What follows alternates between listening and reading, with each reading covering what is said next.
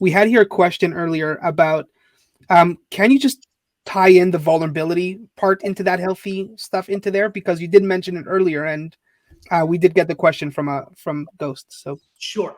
Ghost, that's a great question about vulnerability. Now, are there just keep it up. yeah, are there different stages of vulnerability? Again, I'm very vulnerable and honest. Have I studied vulnerability? Are there different stages? Are there different ways of vulnerability? I'm sure there are.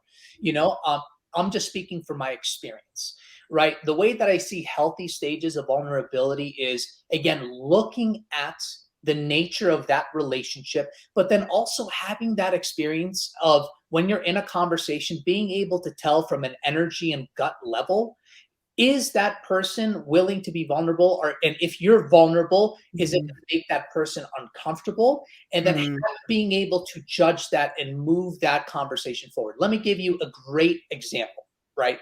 I had a meeting with these two awesome women leaders. We went out for a lunch, right, for their organization.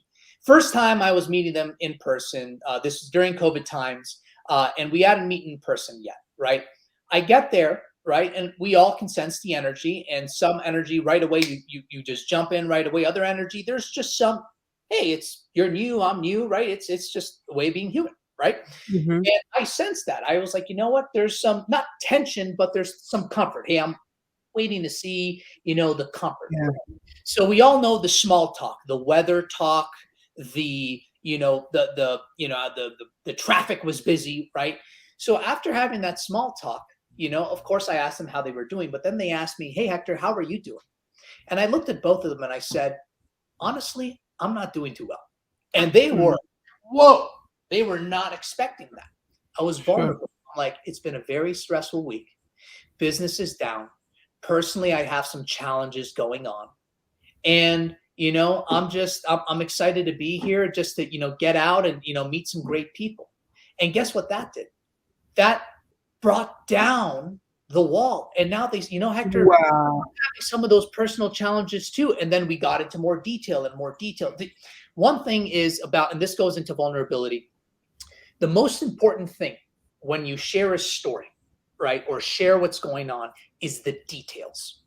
When you share specific details, that will allow you to dig deeper, because that person will be able to connect with you on those specific details and ask you more questions. For example, if Yermi and Barak asked me, Hector, where are you from? Hey guys, I'm, from an international community, and that's it. That's a story, right? But if I'm more open and vulnerable, right? Hey, Hector, where are you from? Hey guys, I'm Greek. I was born and raised in the Middle East, right? I grew up in this melting pot of culture, and that really allowed me to, do X, Y, and Z. Now all of a sudden, wait a second, I've traveled. I grew up in the now the other person is starting to connect with you because you were vulnerable, right. And then they start asking you questions, and it just gets deeper and deeper and deeper, right?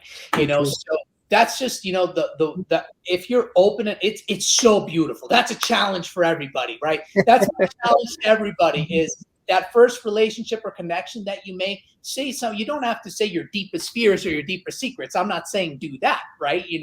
But when somebody says, hey, how are you doing? If you're not doing the best, share it. And you know what? People appreciate that vulnerability and that honesty.